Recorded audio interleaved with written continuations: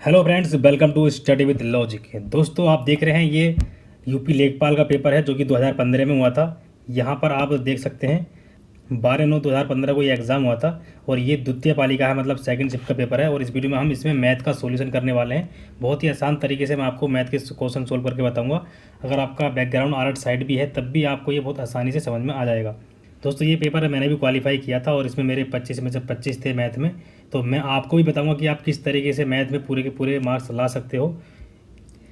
दोस्तों, अगर आपको इसकी पूरी पीडीएफ डाउनलोड करनी है तो आप हमारे टेलीग्राम चैनल इस पर जाकर डाउनलोड कर सकते हैं, जिसका लिंक मैंने नीचे डिस्क्रिप्शन में दे दिया है। दोस्तों, आपको पता ही होगा इसमें 4 सब्जेक्ट आते हैं: हिंदी, मैथ, जीके और ग्रामीण समाज। ठीक है, देखिए शुरू में 25 क्वेश्चन तक ये हिंदी के क्वेश्चन हैं। यहाँ पर ये देखिए, यहाँ से मैथ स्टार्ट होता है। तो चलिए हम केवल मैथ के पोर्शन को देखते हैं इस वीडियो में। यहाँ पर देखिए दोस्तों, बाकी पोर्शन मैंने हटा दिया है। देखिए यहाँ पर पहला क्वेश्चन है 26वां। एक व्यापारी अपनी वस्तुओं पर 25% मूल्य बढ़ाकर अंकित करता है। यदि वह अंकित मूल्य पर 4% की छूट देता है तो उसका लाभ प्रतिशत कितना होगा। देखिए सवाल काफ़ी आसान है और ऐसे सवालों में दोस्तों सबसे पहले हम CP 100 मान लेते हैं। यहाँ पर हम CP 100 मान लेते हैं, ठीक है,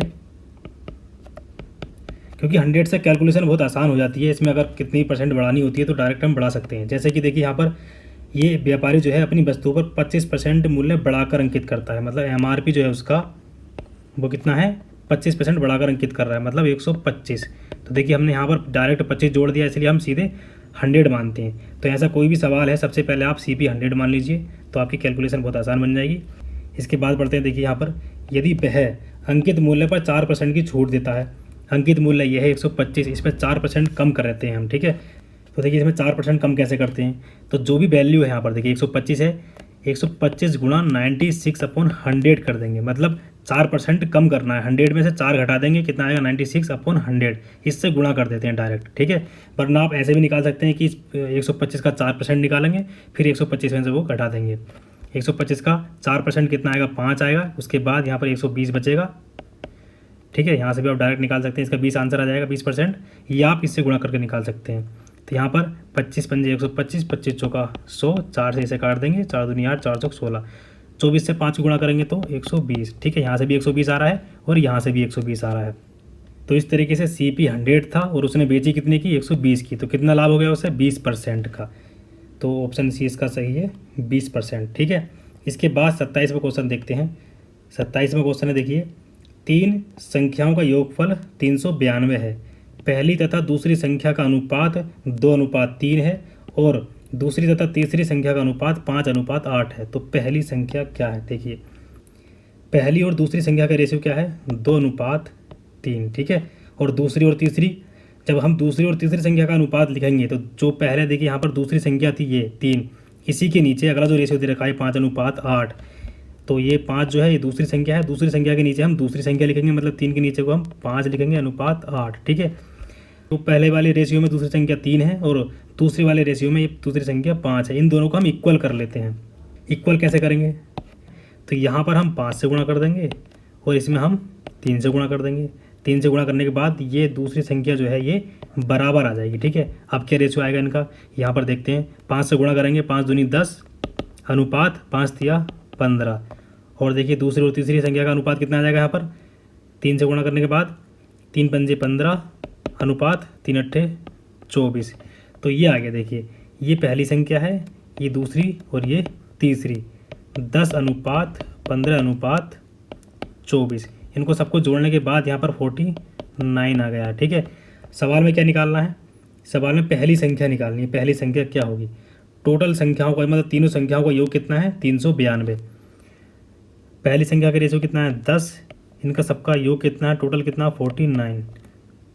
संख्याओं का योग सवाल में क्या दे रखा है, 392। इसे सोल्व कर देते हैं हम। तो देखिए 49 से ये 8 बार कटता है, तो यहाँ पर इनकी अगर हम कैलकुलेशन करते हैं तो यहाँ पर आता है 80, ठीक है। कैलकुलेशन आप खुद कर लीजिए। कैलकुलेशन करने की भी मैं आपको ट्रिक बताता रहता हूँ इसी चैनल पर, आप देख लीजिए और दूसरी वीडियो, ठीक है। तो यहाँ पर देखिए 80 इसका आंसर आ गया है, तो इसका राइट आंसर है ऑप्शन डी, 80, ठीक है। अब देखिए अगला सवाल करते हैं 28वां। 28वां सवाल है 4 अंकों की बड़ी से बड़ी संख्या जो 24, 30 और 36 से प्रत्येक से विभाजित हो जाए, मतलब प्रत्येक से डिवाइड हो जाए, तो वो हमें संख्या बतानी है 4 अंकों की सबसे बड़ी संख्या कौन सी है। तो सबसे पहले तो देखिए 4 अंकों की सबसे बड़ी से बड़ी संख्या कौन सी होती है, 9999। ये 4 अंकों की सबसे बड़ी से बड़ी संख्या है। इसमें अगर हम एक भी जोड़ देंगे तो वो 5 अंकों की बन जाती है। देखिए यहाँ पर जो संख्या इन तीनों के एलसीएम से डिवाइड हो जाएगी वो इन तीनों से अलग अलग भी डिवाइड हो जाती है, ठीक है। तो हमें इनका एलसीएम निकालना है सबसे पहले। एलसीएम निकालने के बाद हम इसे डिवाइड करके देखेंगे, फिर हमें शेषफल मिलेगा। शेषफल का मतलब हमें 9999 से वो संख्या घटा देनी है, शेषफल घटा देना है, तो हमें हमारा आंसर मिल जाएगा। तो सबसे पहले हम इसका एलसीएम निकालते हैं। एलसीएम आप खुद निकाल सकते हो, हर बात हम डिटेल में नहीं जाएंगे। एलसीएम एचसीएफ के लिए हम अलग वीडियो बना देंगे। तो हमें इन तीनों संख्याओं का एलसीएम मिल जाता है 24, 30 और 36 का 360, ठीक है। तो हमें एलसीएम कितना मिल गया, 360। ये आप खुद से निकालिए। इसके बाद देखिए 360 से हम 9999 को भाग देंगे। भाग देने के बाद सबसे पहली बार कितनी संख्या जाएगी यहाँ पर, 2। 360 से 2 की गुणा करते हैं तो कितना आता है यहाँ पर, 720। कितना बचेगा यहाँ पर, 9 बचा, 9 7 2।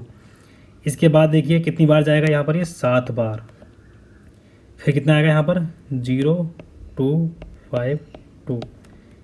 कितना शेषफल बचा यहाँ पर, 279 इसका शेषफल बच गया है। शेषफल का मतलब देखिए दोस्तों वो होता है जो ये पूरी संख्या थी 9999, अगर हम इसमें से 279 घटा देते हैं तो हमें वो आंसर मिल जाता है। मतलब वो जो संख्या मिलेगी वो 360 से पूरी डिवाइड हो जाएगी। तो देखिए 9999 में से हम 279 को घटा देते हैं तो ये कितना बचेगा यहाँ पर, 7 और ये 9, 97 20। तो 9720 इसका आंसर आ गया। अब ऑप्शन देखते हैं। तो यहाँ पर देखिए इसका ऑप्शन थोड़ा गलत दे रखा है, डी इसका आंसर है, ठीक है। तो यहाँ पर 7 कर लीजिए आप, 9720, ये इसका सही आंसर है। अब अगला सवाल देखते हैं 29वां। यदि आंकड़ों के एक समूह के माध्य और मानक विचलन गुणांक क्रमशः 10 और 5 हैं तो आंकड़ों के समूह का मानक विचलन क्या होगा। देखिए मानक विचलन गुणांक, इनकी मैं अलग एक सेपरेट वीडियो बनाऊंगा।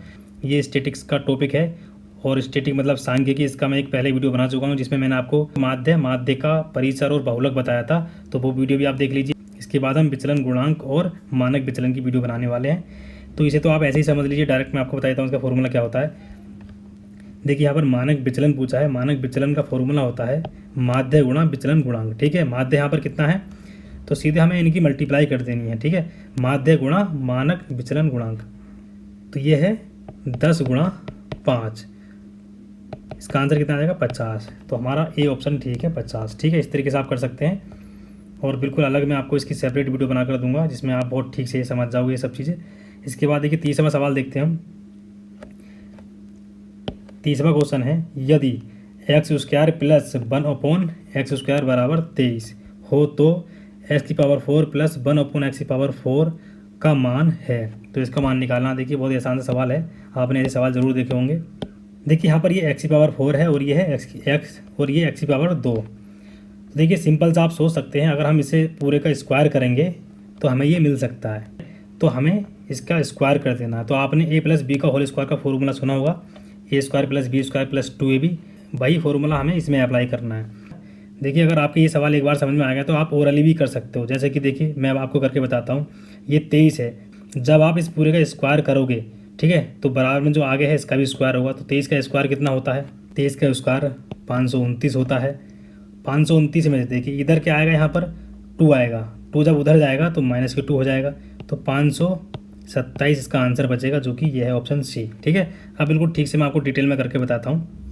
यहाँ पर इसका स्क्वायर करते हैं, x² + 1/x² का स्क्वायर करेंगे। तो मैंने आपको बताया था पहले हम x² का स्क्वायर करेंगे तो x⁴ हो जाएगा, प्लस 1/x⁴ प्लस 2ab। यहाँ पर a कितना है, x² और b 1/x²। तो x² गुणा 1/x² करेंगे तो ये दोनों एक दूसरे से कट जाएंगे, मतलब x² से x² कट जाएगा। तो यहाँ पर केवल 2 बचेगा और आगे जो 23 का स्क्वायर करेंगे तो 529। तो हमें इसकी वैल्यू निकालनी है। तो 2 हम इधर ले जाएंगे माइनस में, तो यहाँ पर कितना बचेगा, 529 - 2 527। तो इस तरीके से देखिए आप बहुत आसानी से कर सकते हैं। तो आपको ये पता होना चाहिए कि जो बराबर के आगे वाली संख्या है उसका स्क्वायर करके हम सीधे अगर 2 हटा दें तो बहुत आसानी से हमें आंसर मिल सकता है। दोस्तों आपको लगभग 25 से 30 तक के स्क्वायर ज़रूर याद होने चाहिए और 20 तक के क्यूब भी याद होने चाहिए। इसके बाद अगला सवाल करेंगे यहाँ पर। अगला सवाल है 31वां। सुरेश तथा संदीप एक व्यवसाय में साझेदार हैं। सुरेश ने 5 माह के लिए 5,000 रुपये तथा संदीप ने 6 माह के लिए 6,000 रुपये व्यवसाय में लगाए। वर्ष के अंत में 610 के कुल लाभ में से संदीप को कितना मिलेगा। ठीक है, ये सवाल है। तो देखिए लाभ उतने ही रेशियो में बढ़ता है जितने रेशियो में वो अपनी अमाउंट लगाते हैं किसी बिजनेस में। अब ये हम देखते हैं कितने रेशियो में इन्होंने अपनी अमाउंट लगाई थी व्यवसाय में। तो यहाँ पर हम लिख लेते हैं सुरेश और इसके बाद लिख लेते हैं हम संदीप। सुरेश ने देखिए 5 महीने के लिए लगाए थे 5,000 रुपये, तो 5 गुणा 5,000, और संदीप ने लगाए थे 6 गुणा 6,000। इस तरीके से अगर हम करेंगे तो इनका रेशियो मिल जाएगा किस अमाउंट में इन्होंने व्यवसाय में शुरू में पैसे लगाए थे। तो 5 पंजे 25, ये 25,000 हो गया। और यहाँ पर देखिए ये 6 से गुणा करेंगे इसकी तो 6 छंग 36, ये 36,000 इसमें मिल गया हमें। इसके बाद इनका रेशियो हम निकालते हैं तो 25 रेशियो 36 इसका रेशियो आ जाता है। और इन दोनों को जोड़ोगे तो कितना आएगा दोस्तों, इन्हें जोड़ने के बाद आता है 61। ठीक है, अब देखिए यहाँ पर पूछा है 610 के कुल लाभ में से संदीप को कितना हिस्सा मिलेगा। 610 के मतलब जो लाभ हो रहा है, मतलब ये जो हो रहा है 61, ये टोटल है। तो इसे हमें 610 बनाना है। 610 बनाने के लिए हमें यहाँ पर 10 से गुणा कर देनी है, तो 610 बन जाएगा। तो 61 का 10 गुना यहाँ पर आ गया 610। तो यहाँ पर 36 का भी 10 गुना करेंगे 360 आ जाएगा। ठीक है, और इसके बाद 25 का 10 गुना करेंगे तो 250। तो देखिए 610 में से सुरेश को मिलता है 250 का लाभ और संदीप को मिलता है 360 का लाभ। ठीक है, तो यहाँ पर पूछा है संदीप को कितना मिलता है, तो कितना मिलेगा 360, ये इसका आंसर हो गया। इसके बाद अगला सवाल देखते हैं 32वां सवाल है। देखिए 2 संख्याओं का अनुपात 3:5 है और उनका लघुत्तम समावर्तक मतलब LCM 300 है। छोटी संख्या निकालनी है। तो सबसे पहले देखिए जो संख्याएं हैं दोनों वो मान लेते हैं। संख्याओं का रेशियो कितना दे रखा है 3:5। तो संख्याएं क्या होंगी वो 3x × 5x। ठीक है, यहाँ पर देखिए जो x है वो है HCF। HCF क्या होता है, HCF वो संख्या होती है जो दोनों संख्याओं की कॉमन निकल जाती है, गुणनखंड करके कॉमन पार्ट आ जाता है। तो इसका LCM क्या होगा, LCM होगा 3 गुणा 5 गुणा x। ठीक है, तो यहाँ पर 15x इसका LCM आ गया हमारे अनुसार। सवाल के अनुसार कितना दिया है वो LCM इसका 300। तो ये किसके बराबर है 300 के बराबर। तो यहाँ से x की वैल्यू हमें क्या मिलती है 15 दूनी 30, x की वैल्यू हमें 20 मिल जाती है। सवाल में निकालना छोटी संख्या कौन सी है। तो देखिए इन दोनों में छोटी संख्या कौन सी है 3x और 5x में से 3x। तो 3x की वैल्यू कितनी होगी, यहाँ पर हम 3 से गुणा कर देंगे। 3x बराबर 20 या 60 हमारा आंसर आ जाएगा, ऑप्शन बी। ठीक है, तो इस तरीके से आप इसे कर सकते हो। 33वां सवाल देखते हैं। यहाँ पर इसे मैं मिटा देता हूँ थोड़ा। यहाँ पर देखिए दोस्तों 33वां सवाल है। ये रूट के अंदर 15,612 प्लस फिर रूट है, उस रूट के अंदर है 154 प्लस फिर रूट है यहाँ पर 225 रूट में। तो इसे देखिए सबसे बड़े वाले रूट से तो स्टार्ट करते नहीं हैं, हम सबसे छोटे वाले रूट से स्टार्ट करते हैं। जब भी ऐसा सवाल है तो सबसे अंदर वाला जो रूट है, यहाँ पर रूट सबसे अंदर वाला कौन सा है 225, रूट 225। तो यहाँ से हमें इसे स्टार्ट करना है। देखिए 225 किसका वर्गमूल होता है 15 का, तो इसकी जगह तो आ जाएगा 15 प्लस 154 कितना हो जाएगा 169। तो यहाँ पर बन जाता है 169 इस पूरे की जगह, इतने पार्ट की जगह कितना आ जाएगा यहाँ पर 169। रूट के अंदर 169 की वैल्यू क्या होती है, देखिए यहाँ पर 13 का स्क्वायर होता है 169, तो इसकी जगह हम 13 लिख सकते हैं। तो केवल इसके प्लस में कितना आ गया 15,600 प्लस 13, ये वैल्यू हमें टोटल मिल चुकी है अभी। तो 15,612 प्लस 13 कितना हो गया 15,625। तो हमें अब लास्ट में क्या मिलता है, यहाँ पर देखिए रूट के अंदर 15,625 हमें मिल गया। जब हम इसका वर्गमूल निकालेंगे तो वो कितना आएगा, ये तो देखिए आपको पता होना चाहिए कि लास्ट में 5 है, तो वर्गमूल जो आएगा उसके लास्ट में भी 5 ही होगा। तो ऑप्शन देखिए, ऑप्शन में कितनी संख्याओं के लास्ट में 5 है, एक तो ये इसके सी के आगे नहीं है और एक डी के आगे नहीं है। तो 2 संख्याएं हमें यहाँ पर मिल गई हैं 115 और 125। तो इनका स्क्वायर करके देख लीजिए आप एक बार।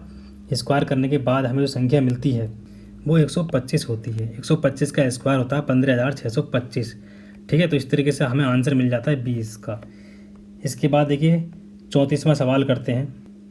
देखिए यहाँ पर ये संख्याएं हैं, पहली संख्या है n, दूसरी संख्या है n+1, तीसरी संख्या n+2, फिर उससे आगे वाली संख्या है n+3, फिर n+4, फिर n+5 का औसत है, इसका औसत निकालना है।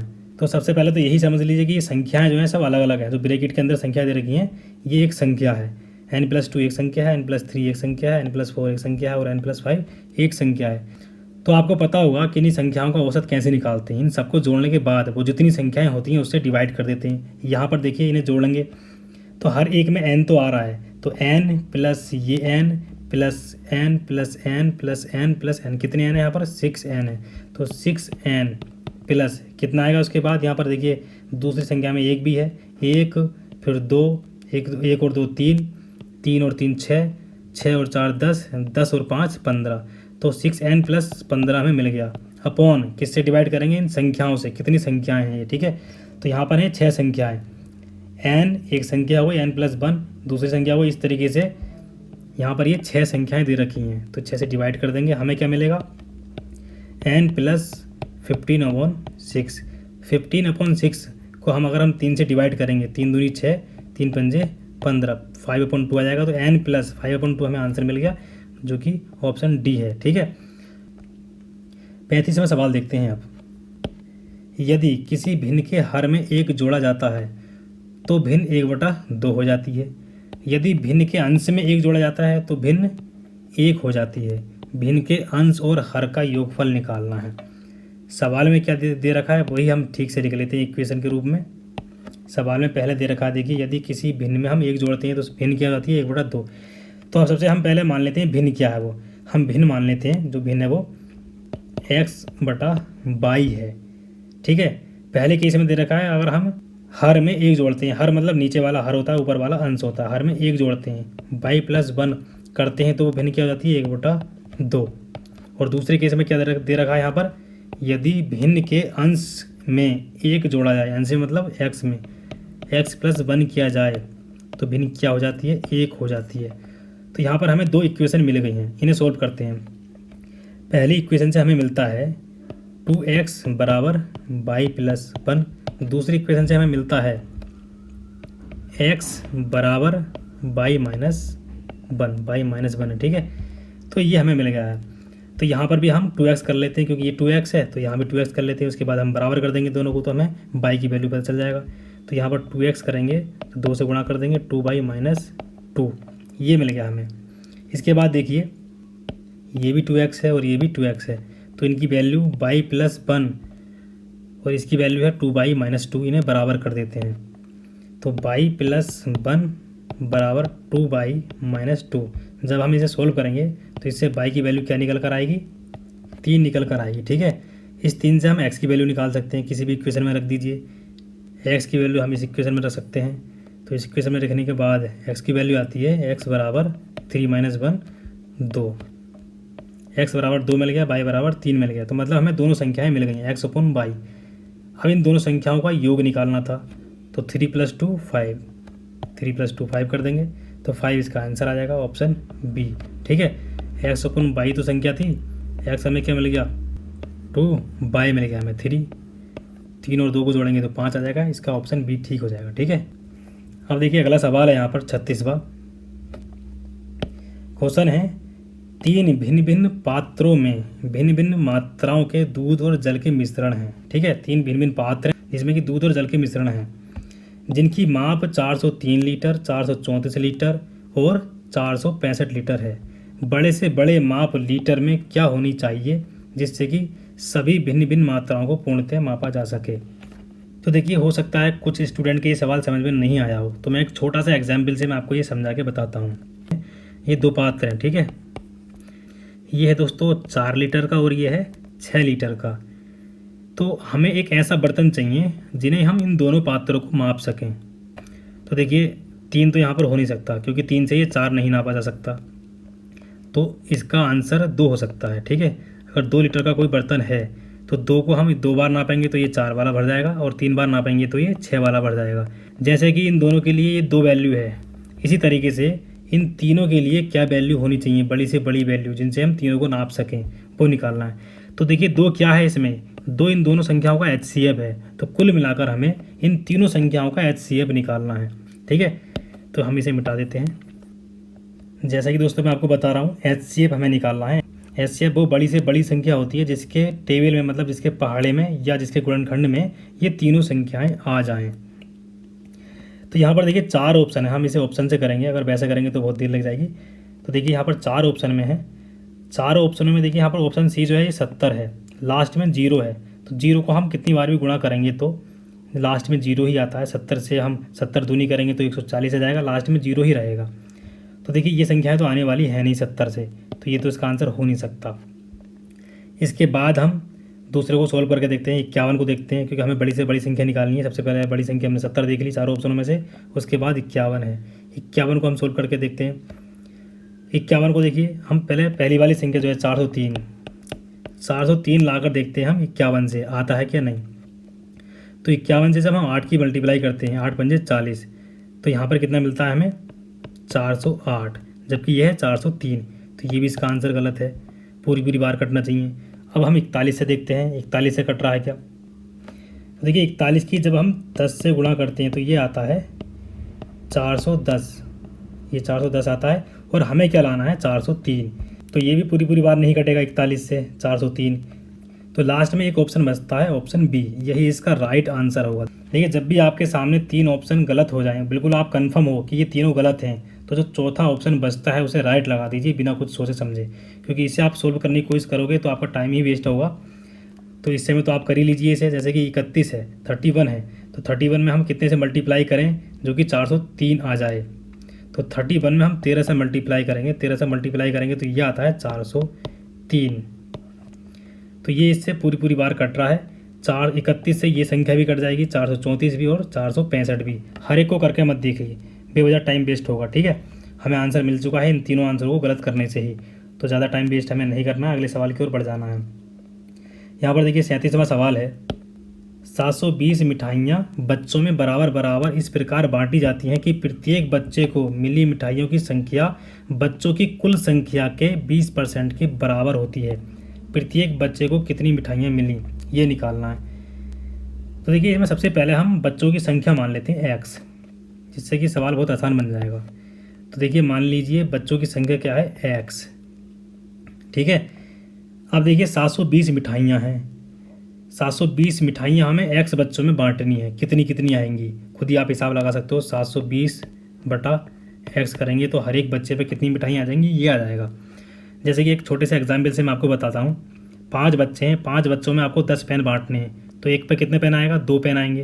तो हम वो कैसे निकालते हैं, 10 बटा 5 से, ऊपर 10 पेन थे, नीचे 5 बच्चे थे, तो 10 बटा 5 से 2 आ गया निकल कर, मतलब हर एक बच्चे पर 2 पेन मिलने हैं।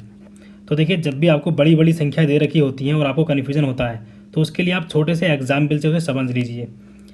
तो छोटा सा एग्जाम्पल से मैंने आपको इसमें समझा दिया। ठीक है, इसके बाद हम फिर से सवाल की ओर बढ़ते हैं। तो यहाँ पर देखिए हर एक बच्चे पर कितनी मिठाइयाँ आएंगी वो हमें मिल गया 720 बटे x।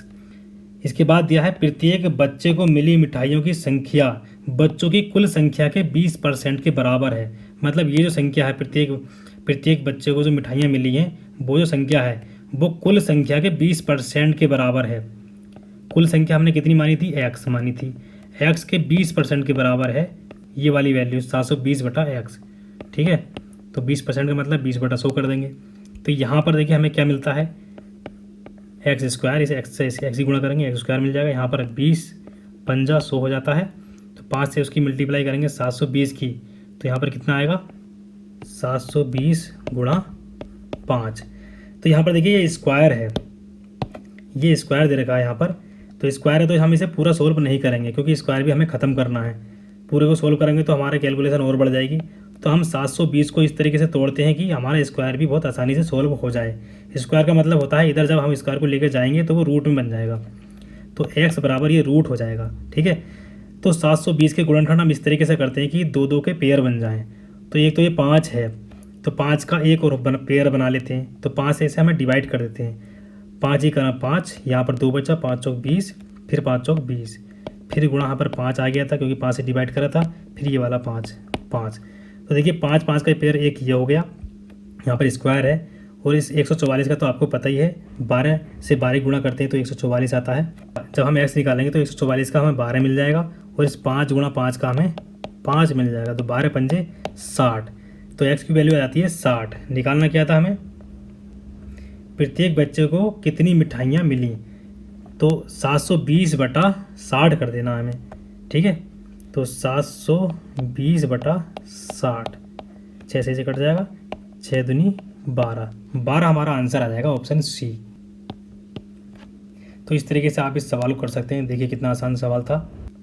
देखिए मैं आपको जो समझा रहा हूँ, हो सकता है आपको लग रहा हो कि मैं तो बहुत टाइम लगा रहा हूँ, लेकिन जब आपसे ये सवाल आ जाएगा उसके बाद अगर आप एग्जाम में खुद करोगे तो बहुत ही कम समय में कर दोगे, ठीक है। चलिए अगला सवाल देखते हैं, इसे मिटा देते हैं हम। देखिए 38वां क्वेश्चन है, वह छोटी से छोटी संख्या जिसे 512 से गुणा करने पर प्राप्त गुणनफल एक पूर्ण घन हो। ये सवाल है। पूर्ण घन का मतलब 512 का घन क्या होता है, इसे हम लिख सकते हैं 8 की पावर 3, 8 अट्ठे 64 अट्ठे 512, तो इसे कहते हैं हम घन। जैसे कि 512 का घनमूल कितना हो गया, 8 हो गया, ठीक है। तो इस तरीके से निकालना है हमें, वो संख्या निकालनी है कि हमें इसमें को हम कितने से गुणा करें, यहाँ पर कौन सी संख्या आए जिससे कि ये पूरी संख्या जो आएगी ये भी एक पूर्ण घन हो जाए। इसके लिए देखिए यहाँ पर ये पहले से एक पूर्ण घन संख्या हमें मिल चुकी है 8 की पावर 3। तो हमें ऐसी छोटी से छोटी संख्या देखनी है जिसे इसमें से गुणा करने के बाद ये पूरी पूर्ण घन संख्या आ जाए। क्योंकि ये पहले से पूर्ण घन संख्या है तो हम जो भी संख्या यहाँ पर लिखेंगे वो भी पूर्ण घन होनी चाहिए, तभी पूर्ण घन आएगा। तो यहाँ पर छोटी से छोटी पूर्ण घन संख्या क्या होती है, 8। 8 से छोटी कोई पूर्ण घन संख्या होती नहीं है, तो इसका आंसर क्या होगा, 8 होगा, ऑप्शन ए। इस तरीके से आप इसे कर सकते हैं। अगला सवाल देखते हैं। देखिए दोस्तों, किसी भी सवाल में अगर आपको कन्फ्यूजन हो रहा हो तो कमेंट करके आप ज़रूर बता दीजिए, मैं आपको बिल्कुल ठीक से उसे सोल्व करके बता दूंगा। 39वां सवाल देखते हैं। 36 व्यक्ति एक कार्य को 18 दिन में पूरा कर सकते हैं, 27 व्यक्ति उसी कार्य को कितने दिन में पूरा करेंगे। तो देखिए इसके लिए एक फॉर्मूला होता है, M1D1/W1 बराबर M2D2/W2। यहाँ पर गुणा T1 भी कर सकते हैं ऊपर। D1 या T1 मतलब टाइम होता है, D का मतलब डे और T का मतलब टाइम। तो ये सवाल, ये फॉर्मूला होता है, इसे आप बिल्कुल ठीक से याद कर लीजिए, बहुत आसान सा है। नीचे जो होता है W1 ये वर्क है, ऊपर ये M जो है मैन, मतलब कितने व्यक्ति हैं। देखिए यहाँ पर 36 व्यक्ति किसी कार्य को 18 दिन में करते हैं, तो 36 गुणा 18 हम कर सकते हैं बराबर, इसके बाद 27 व्यक्ति उसी कार्य को कितने दिन में करेंगे, 27 व्यक्ति उस कार्य को कितने दिन में करेंगे ये निकालना है। तो कितने दिन में करेंगे, 27 को हम नीचे डिवाइड में ले जाएंगे, 9 तिया 27, 9 चौक 36, 3 संग 18, तो यहाँ पर 6 चौक 24, 24 इसका आंसर आ गया। कुल मिलाकर इस इक्वेशन को आपको सोल्व करना है, बहुत आसानी से इसका आंसर निकाल सकते हो आप। तो इसका ऑप्शन डी ठीक है, 24। इसके बाद देखिए नेक्स्ट सवाल देखते हैं, 40वां सवाल है, एक धनराशि साधारण ब्याज पर 2 वर्ष के लिए किसी निश्चित दर पर दी जाती है। यदि इसे 3% उच्चतर दर पर दिया जाता तो 300 रुपये अधिक प्राप्त होते। देखिए साधारण ब्याज में आपको पता होगा हर वर्ष एक ही राशि मिलती है, इसमें ब्याज पर ब्याज नहीं लगता। जिसमें ब्याज पर ब्याज लगता है उसे कहते हैं हम चक्रवृद्धि ब्याज। साधारण ब्याज में हर एक साल एक सा ही ब्याज लगता है, एक ही अमाउंट पर ब्याज लगता है, जो प्रिंसिपल अमाउंट होती है उस पर। तो यहाँ पर देखिए 2 साल में हमें कितनी अमाउंट मिल रही है, बढ़कर 300 रुपये। जब दर 3% है तो 3% की दर से 2 वर्ष में हमें 300 रुपये मिल रहे हैं, तो एक वर्ष में कितने मिलेंगे, 150 ये कम मिले होंगे जब एक साल में हमें 3% की वृद्धि मिली होगी। तो 3% के ब्याज पर, मतलब 3% की वैल्यू कितनी आ गई यहाँ पर, 150। 3% की वैल्यू 150 है, हमें 100% की वैल्यू निकालनी है। तो 100% की वैल्यू कैसे निकलेगी, 150/3, ये 1% की वैल्यू आ गई, गुणा 1% की वैल्यू हमें पता चल गया, तो 100 से गुणा कर देंगे तो 100% की आ जाएगी, 100, ठीक है। 3 पंजे 15, जब इसकी गुणा करेंगे तो 5000 आ जाएगा, ऑप्शन ए इसका 5000 है, ठीक है। तो इस तरीके से आप इसे कर सकते हैं। देखिए 1% की वैल्यू हमें मिल गई तो 100% की निकाल सकते हैं। इसके बाद अगला सवाल है 41वां, ए, बी और सी एक कंपनी में हिस्सेदार हैं।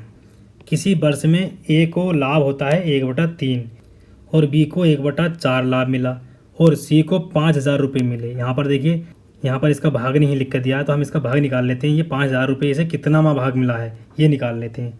इसके लिए हम 1/3 और 1/4 को जोड़ देंगे। इसके बाद जो रिमेनिंग भाग होगा, जो बचा हुआ भाग होगा, वो किसका होगा, सी का होगा।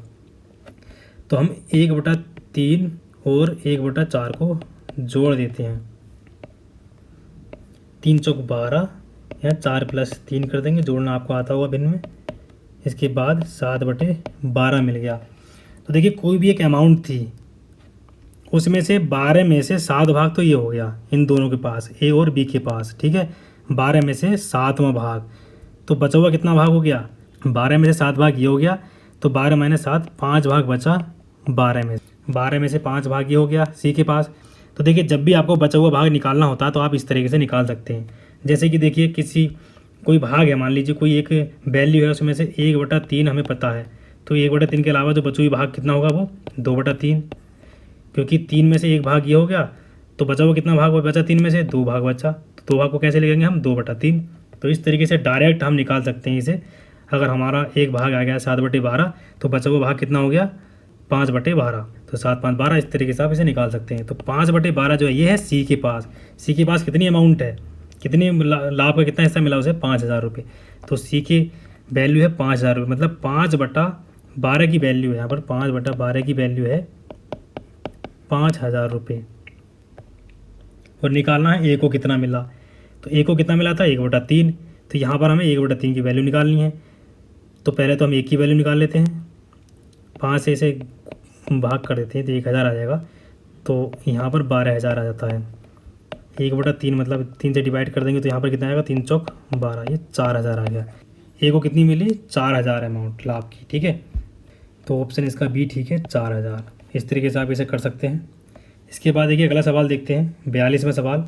42वां सवाल है, एक समबाहु त्रिभुज की ऊंचाई क्या होगी जिसकी प्रत्येक भुजा 4 सेंटीमीटर है? तो देखिए एक समबाहु त्रिभुज है जिसकी प्रत्येक भुजा 4 सेंटीमीटर है और उसकी हमें ऊंचाई निकालनी है। समबाहु त्रिभुज क्या होता है? जिसकी तीनों भुजाएं बराबर होती हैं और तीनों कोण उसमें 60 डिग्री के होते हैं। तो ये 4 सेंटीमीटर दे रखी है, 4 सेंटीमीटर की, ठीक है। तो इसमें हम परपेंडिकुलर डाल देते हैं।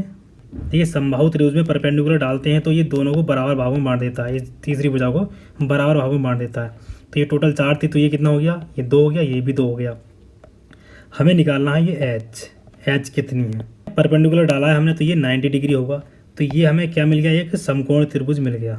ये समकोण त्रिभुज है एक। समकोण त्रिभुज में आपको पता होगा पाइथागोरस प्रमेय लग जाती है। तो 4 का स्क्वायर बराबर शेष 2 भुजाओं के वर्ग के योग के बराबर होता है, मतलब कर्ण का स्क्वायर शेष 2 भुजाओं के वर्ग के योग के बराबर होता है। तो 4 का स्क्वायर बराबर एच का स्क्वायर प्लस 2 का स्क्वायर, ये 2 है, 2 का स्क्वायर। तो एच स्क्वायर हमें यहाँ से क्या मिलता है? 4 चौक 16 माइनस 2 का स्क्वायर, 2 दूनी 4। तो ये आ जाता है एच बराबर √12। 4 तिया 12, इसे हम लिख सकते हैं 12 को 4 तिया 12, 4 का 2 बाहर निकल जाएगा 2, अंदर बच जाएगा 3। तो जो एच आया वो कितना आया? 2√3। क्या ऑप्शन में है ये? ऑप्शन बी, ये दे रखा देखिए।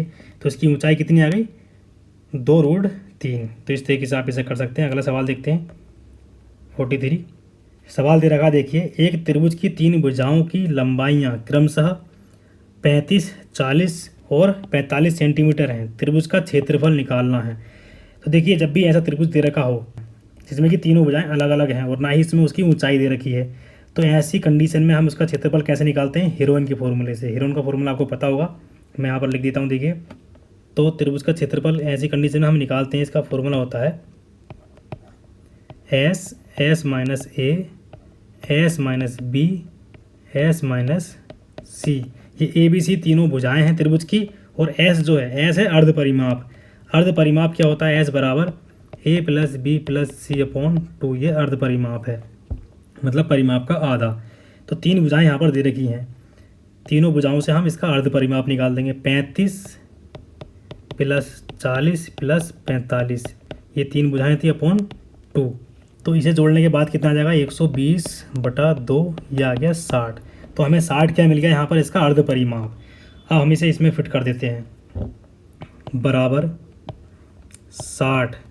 इसे सिंपल भाषा में समझिए। देखिए S माइनस A क्या है? S माइनस A है पहली भुजा से उस अर्ध परिमाप का डिफरेंस, ठीक है। अर्ध परिमाप है 60 हमारा, 60 से 35 का डिफरेंस कितना हो गया यहाँ पर? 25। इसके बाद दूसरी संख्या से डिफरेंस कितना हो गया? 20, घटा देंगे सीधे, गुणा तीसरी संख्या से डिफरेंस कितना हो गया? 45 से 60 - 45 15। तो मैंने आपको बताया है जब भी अगर रूट के अंदर इस तरीके से गुणनखंड होते हैं तो हमें दो दो के पेयर में बांट लेने चाहिए, पूरे की गुणा नहीं करनी चाहिए, हमें इन्हें और बांट लेना चाहिए दो दो के पेयर में। जैसे कि देखिए यहाँ पर जैसे कि 60 है, देखिए 60 को हम लिख सकते हैं 20 तिया 60, इसमें 60 से हमें 20 मिल जाएगा और 20 आगे भी दे रखा है, ठीक है। तो हम इसके गुणनखंड करते हैं, यहाँ शुरू में लिख देंगे 20 तिया 60, फिर गुणा 25 है, 25 को हम 5 गुणा 5 कर सकते हैं। इसके बाद 20 ऐसे ही लिख देंगे क्योंकि हमें पहले से एक 20 मिल चुका है, गुणा 5 तिया 15। तो यहाँ पर इनके अगर हम पेयर बनाते हैं तो हमें देखिए क्या क्या मिलता है। यहाँ पर ये 20 और ये 20, एक 20 मिल गया हमें, ठीक है, बाहर आ गया ये 3 और ये 3, ये 3 भी बाहर आ गया, ये दोनों 5 के पेयर, 5 बाहर आ गया। इसके बाद एक 5 बचा अंदर, रूट में 5, वो रूट के अंदर बच गया। अब इसे सोल्व करते हैं हम। देखिए आंसर तो दे रखा है, यहाँ पर आंसर भी देख लीजिए आप, आंसर तो दशमलव में दे रखा है, तो हमें पूरे की पूरी वैल्यू निकालनी पड़ेगी। इसकी हम गुणा कर देते हैं, 20 तिया 60, 6 पंजे 30, 300 आ जाएगा। 300 गुणा √5, √5 की वैल्यू कितनी होती है आपको याद होनी चाहिए, 2.236 √5 की वैल्यू होती है। इसे अब 3 से जब इसकी गुणा करेंगे तो ये आता है 670.8। तो इसका ऑप्शन देखते हैं, ये देखिए इसका ऑप्शन सी ठीक है, 670.82, ठीक है, 82 सेंटीमीटर स्क्वायर।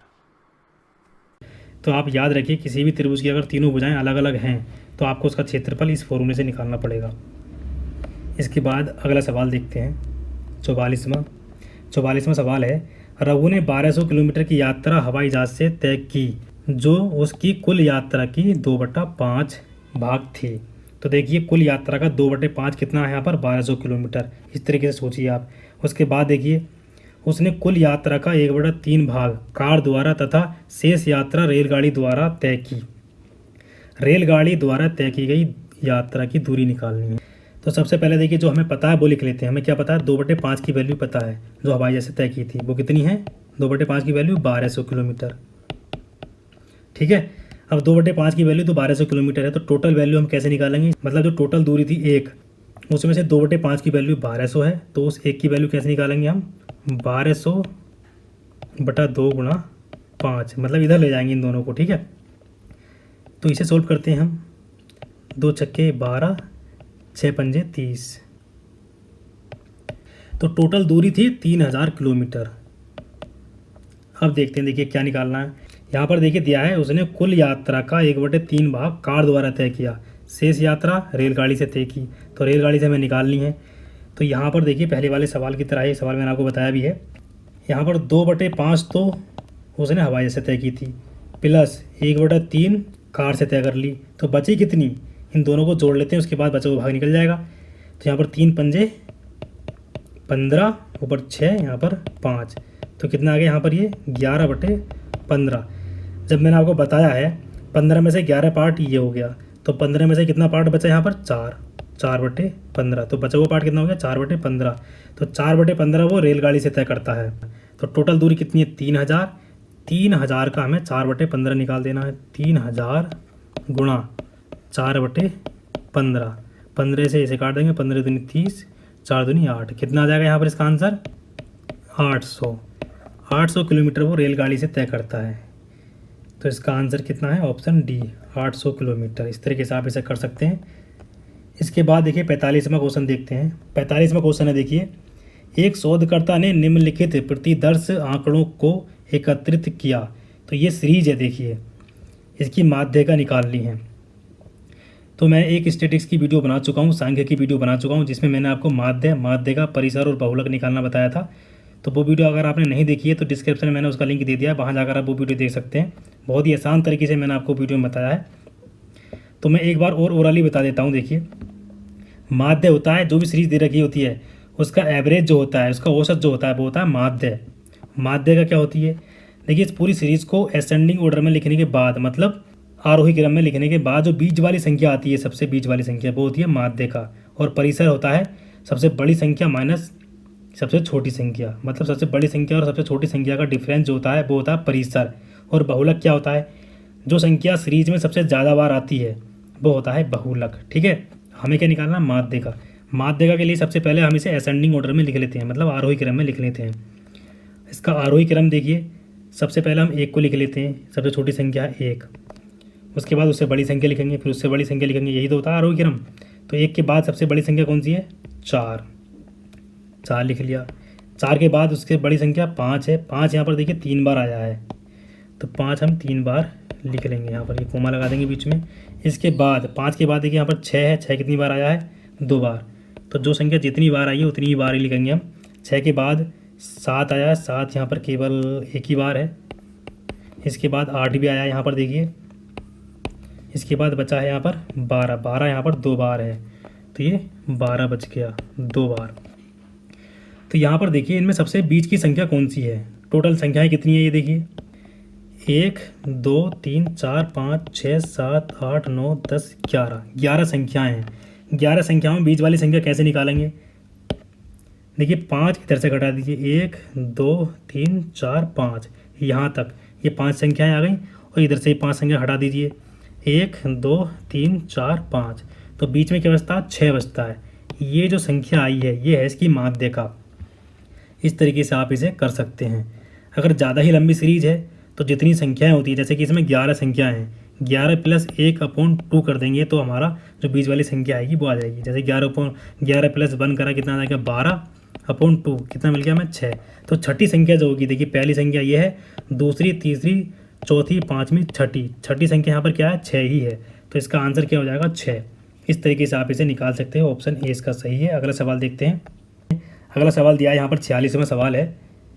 यदि एक त्रिभुज की भुजाओं का अनुपात 3:4:5 है और उसका क्षेत्रफल 216 वर्ग सेंटीमीटर है तो त्रिभुज का परिमाप होगा। तो त्रिभुज का परिमाप निकालना है। तो यहाँ पर आप ध्यान दीजिए थोड़ा सा, ये जो तीनों भुजाएं हैं इसकी, ये पाइथागोरस प्रमेय में फिट बैठती हैं। पाइथागोरस प्रमेय क्या होती है? सबसे बड़ी भुजा का स्क्वायर बराबर शेष दो भुजाओं के वर्ग के योग के बराबर होता है। तो सबसे बड़ी भुजा क्या है? यहाँ पर 5 है।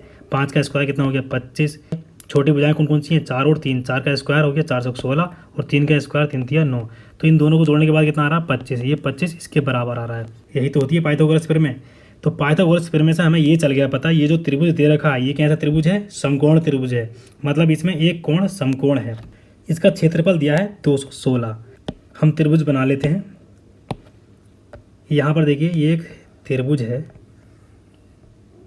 ठीक है। इसमें तीनों भुजाएं जो हैं ये 5x है, क्योंकि ये रेशियो है, हम भुजा मानेंगे तो x मानेंगे उसमें। और ये 4x है और ये 3x है, ये 90 डिग्री है इसमें। तो जब भी देखिए समकोण त्रिभुज होता है उसका क्षेत्रफल क्या होता है? 1/2 आधार गुणा ऊंचाई उसका क्षेत्रफल होता है। तो इसका क्षेत्रफल यहाँ पर कितना दिया है? 216। तो 216 बराबर 1/2 आधार गुणा ऊंचाई। आधार कितना? 3x गुणा 4x। तो इसे सोल्व करेंगे हम। 216 बराबर 2 से इसे काट देंगे, 2 3 4, यहाँ 2x आ जाएगा। तो 3 दूनी 6, 6x स्क्वायर, 6 से इसे काट देंगे, 6 3 18, 6 छंग 36। तो x बराबर हमें यहाँ पर 6 मिल गया, ठीक है। x बराबर यहाँ पे हमें 6 मिल चुका है। तीनों भुजाएं में पता चल जाएगा। x से परिमाप निकालना है। तो तीनों भुजाएं क्या होगी? देखिए 5 से x ही गुणा करेंगे, मतलब 6 से गुणा करेंगे तो 5 छंग 30। एक भुजा हमारी इसकी 30 हो गई। दूसरी भुजा ये 4x, ये कितनी हो गई यहाँ पर हमारी? देखिए 6 चौक 24, ये 24 हो गई। और तीसरी भुजा यहाँ पर 3 छंग 18, ये 18 हो गई। तो 30 प्लस 24 प्लस 18, ये कितना आ जाता है यहाँ पर? 8 4 यहाँ पर 12, हासिल लगाइए, 3 और 3 6 और 1 7, 72। तो 72 इसका परिमाप आ गया। 46वें क्वेश्चन में 72 ये है। तो इसका चौथा आंसर सही है, 72। इस तरीके से आप इसे कर सकते हैं। अगला सवाल देखते हैं, 47वां सवाल है। देखिए दो संख्याओं का लघुत्तम समावर्तक मतलब LCM 520 है और उसका महत्तम समावर्तक मतलब HCF हाईएस्ट कॉमन फैक्टर 4 है। यदि इसमें से एक संख्या 52 है तो दूसरी संख्या क्या होगी? तो आपको एक फॉर्मूला पता होगा, HCF गुणा LCM बराबर दोनों संख्याओं का गुणनफल मतलब A गुणा B। अगर दोनों संख्याएं A और B हैं तो इस तरीके से हम उसे लिख सकते हैं। तो इस फॉर्मूले का हम इसमें फिट कर देते हैं, आंसर मिल जाएगा हमें। तो देखिए HCF हमारा कितना दे रखा है? 4 गुणा LCM 520। देखिए HCF और LCM को बिल्कुल ठीक से मैं एक आपको सेपरेट वीडियो में बताऊंगा, जल्दी ही वो वीडियो भी डालने वाला हूं, तो आप घबराइए नहीं, आप इसे समझ लीजिए ऐसे ही। इसके बाद देखिए एक संख्या कितनी है? 52, दूसरी संख्या हमें निकालनी है। तो 52 से इसे हमें भाग दे देनी है। 52 से इसे कटेगा ये 10 आ जाएगा, 10 से 4 की गुणा करेंगे 40, बहुत आसानी से हमें ये मिल जाएगा। तो इसका राइट आंसर क्या है? Option A 40। तो कुछ तो सवाल इतने आसान आते हैं कि आप बिल्कुल ओरली उसे कर सकते हो, कुछ सवालों में आपको पेन चलाने की ज़रूरत पड़ती है। 48वां सवाल देखते हैं। आंकड़ों के समूह का सबसे अधिक बारंबार आने वाला मान कहलाता है। इसका मतलब है कोई भी सीरीज है उसमें जो सबसे ज़्यादा बार संख्या आती है उसे क्या कहते हैं हम? बहुलक। ये मैंने आपको बिल्कुल ठीक से बताया पहले की वीडियो में भी, और इसमें भी एक सवाल आया था ऊपर जिसमें मैंने आपको बताया था। मैं सवाल दोबारा दिखा देता हूँ आपको। ये जो देखिए 45वां सवाल था, मैंने आपको बताया था बहुलक क्या होता है। इसमें वो संख्या होती है जो सबसे ज़्यादा बार आती है, ठीक है। और देखिए डिस्क्रिप्शन में मैंने उस वीडियो का लिंक दे रखा है जिसमें मैंने आपको ये चारों चीज़ें बताई हैं, माध्य का, बहुलक और परिसर। तो उस वीडियो को आप देख लीजिए ठीक से डिस्क्रिप्शन में जाकर। तो यहाँ पर देखिए मैंने आपको बता दिया जो सबसे ज़्यादा बार संख्या आती है उसे क्या कहते हैं? बहुलक। तो इसका ऑप्शन ए है बहुलक। बस इतना सवाल है। इसके बाद 49 क्वेश्चन देखते हैं। 49 क्वेश्चन है, किसी कक्षा के 15 विद्यार्थियों का औसत आयु 15 वर्ष है, उनमें से 5 विद्यार्थियों की औसत आयु 14 वर्ष है और अन्य 9 विद्यार्थियों की औसत आयु 16 वर्ष है। बच्चा एक विद्यार्थी 15वां, उसकी आयु निकाल ली है। तो 3 टुकड़ों में हम इसे बांट लेते हैं। देखिए 15 विद्यार्थियों की औसत आयु 15 थी, मतलब टोटल 15 गुणा 15 करेंगे तो टोटल आयु उनकी सबकी जोड़ेंगे तो कितनी आएगी? 225, जिसमें कि 5 विद्यार्थियों की औसत आयु कितनी है? 14 वर्ष। तो 14 पंजे 70, तो 5 विद्यार्थियों की टोटल आयु कितनी होगी? 70, ठीक है। इसके बाद 9 विद्यार्थियों की औसत का कितनी दे रखी है इसमें? 16 वर्ष। 16 वर्ष, तो 16 गुणा 9 करेंगे तो कितना आएगा? 16 नमा 144। तो लास्ट में एक विद्यार्थी बचा है, इसकी आयु निकालनी है। तो 70 और 144 को जोड़ेंगे, फिर हमें उसमें से 225 में से उसे घटा देना है। तो 70 और 144 यहाँ पर जोड़ लेते हैं, यहाँ 4 आ जाएगा, 7 4 11, यहाँ 214। तो 225 में से 214 घटाएंगे तो यहाँ पर कितना बचेगा? 11 वर्ष। तो जो 15वां विद्यार्थी है उसकी आयु कितनी है? 11 वर्ष। इस तरीके से आप इसे निकाल सकते हैं। 50वां क्वेश्चन देखते हैं। देखिए ये सवाल है, एक समचतुर्भुज का क्षेत्रफल 500 सेंटीमीटर स्क्वायर है और उसके एक विकर्ण की लंबाई 25 सेंटीमीटर है, तब दूसरे विकर्ण की लंबाई क्या होगी? तो देखिए इसके लिए सबसे पहले तो आपको ये पता होना चाहिए कि समचतुर्भुज होता क्या है। तो समचतुर्भुज में देखिए सभी भुजाएं बराबर होती हैं, मतलब चारों भुजाएं उसकी बराबर होती हैं। ये एक समचतुर्भुज है जिसमें कि इसकी चारों भुजाएं इक्वल हैं। जब चारों भुजाएं बराबर होंगी तो इसके विकर्ण एक दूसरे को परपेंडिकुलर पर काटते हैं। तो ये जो विकर्ण होंगे इसके, ये 90 डिग्री पर काटते हैं, ठीक है। समचतुर्भुज में समांतर चतुर्भुज में केवल आमने सामने की भुजाएं बराबर होती हैं, समचतुर्भुज में सभी भुजाएं बराबर होती हैं। ये आप याद रखिए, ठीक है।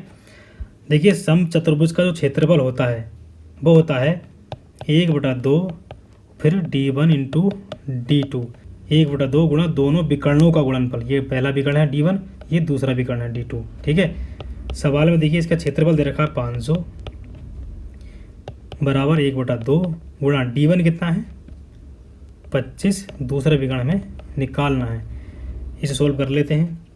25 से इसे काट देते हैं क्योंकि ऐसे भी लेके जाएंगे तो नीचे पहुंचेगा 25, जब नीचे आएगा यहाँ पर 25 से फिर भी काटना पड़ेगा। तो 25 दूनी 50, यहाँ 20 आ जाएगा, ठीक है। तो d2 हमें मिलता है यहाँ पर 2 से इधर गुणा करेंगे तो यहाँ पर 40 आ जाएगा। तो d बराबर हमारा 40 आ गया, मतलब जो विकर्ण निकालना था वो कितना आ गया हमारा? 40। तो 40 कहाँ पर है इसमें? ऑप्शन सी।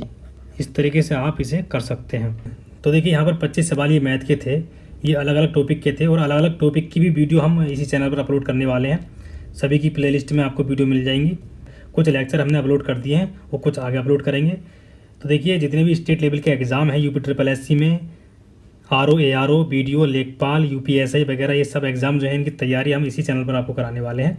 तो अगर आप यूपी स्टेट एग्ज़ाम की बिल्कुल ठीक से तैयारी करना चाहते हैं तो आप हमारे चैनल से जुड़े रहिए। बहुत अच्छी तरीके से दोस्तों हम इन सभी एग्ज़ाम की तैयारी इसी चैनल पर कराने वाले हैं। तो उम्मीद है दोस्तों ये वीडियो आपको पसंद आई होगी। अगर आपको ये वीडियो पसंद आई है तो इस वीडियो को लाइक कीजिए, शेयर कीजिए।